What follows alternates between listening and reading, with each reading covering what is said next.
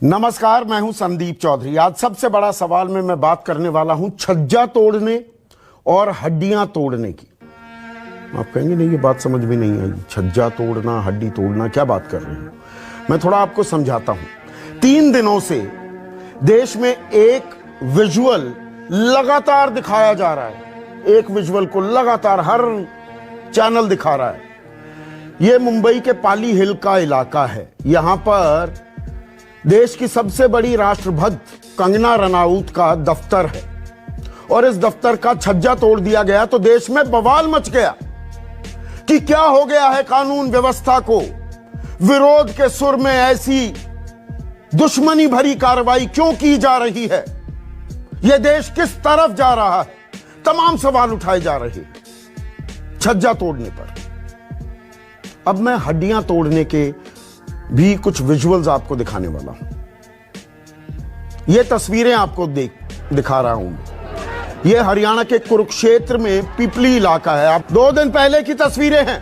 किसान आंदोलित हैं, प्रदर्शन कर रहे हैं और जवाब में उनकी हड्डियां तोड़ी जा रही हैं। मानो किसान इस देश के सबसे बड़े दुश्मन हैं, ये देश विरोधी ताकतें हैं। तो पुलिस ने बाकायदा बल का प्रयोग किया, किसानों को वहां से खदेड़ दिया। मुंबई की तस्वीरें पूरे देश में छाई रहती हैं। पिपली की तस्वीरों पर कोई चर्चा, कोई जिक्र करने की तो बात दूर, उन्हें दिखाने को भी तैयार नहीं होता है। यह भी अपने आप में न्यू इंडिया है। तो किसानों पर लाठियां चलेंगी, विरोध करेंगे तो छज्जा तोड़ने पर देश में बवाल हो जाएगा, किसान की हड्डियां तोड़ने पर चुप्पी साधी जाएगी। और यह कोरोना काल है, संकट काल है, संक्रमण काल है।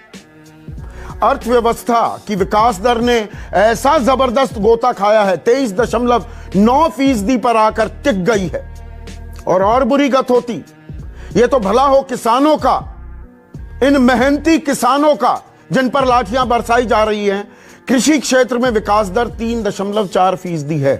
हमें किसी ने इस संकट काल में, आपदा काल में बचाया है तो वो देश के किसान हैं और उनको बाकायदा इस बात का इनाम दिया जा रहा है। उन पर लाठियां बरसाई जा रही हैं। तो मतलब असल मुद्दों पर चर्चा ना हो, यह सोची समझी रणनीति है क्या? और उसमें हम मीडिया वाले, हम भी उसमें शामिल हैं।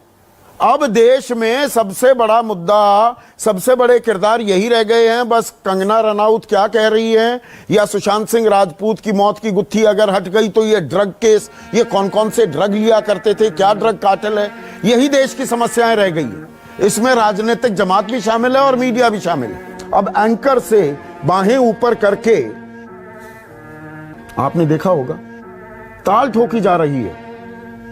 ओए उद्धव ठाकरे, ओए संजय राउत, ओए अनिल देशमुख, आओ मुझसे बात करो, आओ मुझको इंटरव्यू दो। आप इमेजिन कर सकते हैं कि कोई एंकर, कोई पत्रकार कहे ओए नरेंद्र मोदी, हे अमित शाह, हे राजनाथ सिंह। तो ओए नरेंद्र मोदी, ओए अमित शाह, ये न्यू नॉर्मल हो जाएगा क्या? ऐसे करके बात करें, मैं आपसे सवाल पूछूं, ओए राम कदम बताओ या बता, मतलब ये तरीका रह गया है अब।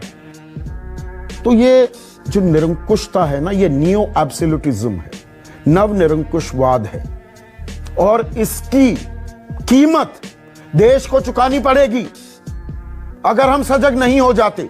इसलिए शुरुआत में मैंने कहा हाउ डेमोक्रेसीज डाई, उसकी हम वानगी देख रहे हैं। जब प्रजातंत्र की मौत होती है, इस तरह की तस्वीर दिखती है। जिम्मेदारी आपकी है, आप प्रहरी हैं लोकतंत्र के, प्रजातंत्र के, इसे बचाकर रखिए। इसी उम्मीद के साथ आज बस इतना ही।